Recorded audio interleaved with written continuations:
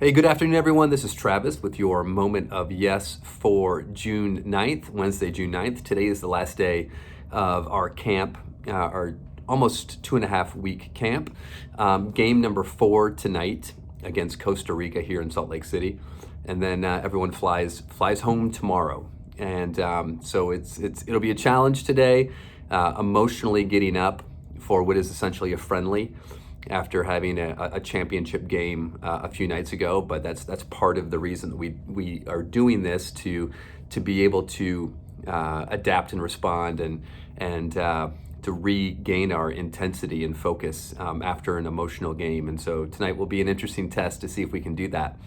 But one of the themes that we've been working with during this camp, especially with the players, is how we respond to adversity. And so when I did a leadership session with the players before our semifinal game, I shared the analogy, and I've probably shared it here before, about the difference between buffalo and cows, how they respond in thunderstorms out in the plains. The cows, when the storm is coming, they try to run away from the storm, and the storm catches them and then pounds on them as they continue to try to run away from the storm.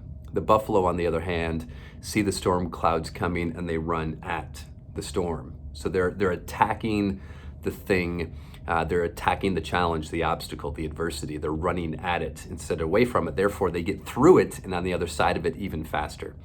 So this idea of run at the storm, that's how I ended my leadership session. And so we've kind of used that as a theme for the 2 games.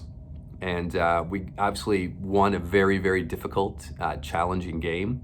One of the players came up to me before training yesterday and said, "Hey, Travis," he goes, "it's really hard to run at the storm." And it was this very, very vulnerable moment for this player.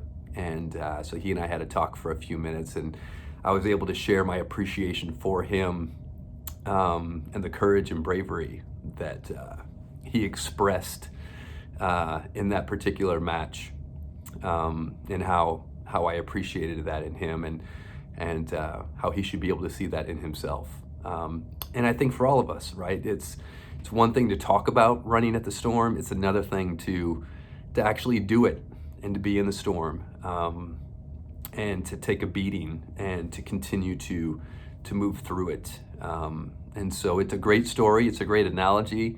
It's tougher in practice, but it feels good to be able to do that and run through it. So that's your moment of yes for today, just a real life example from camp here, and to encourage each of you, whatever storm you are running through right now, to keep running through it. You know I got your back. Have a great day, everybody.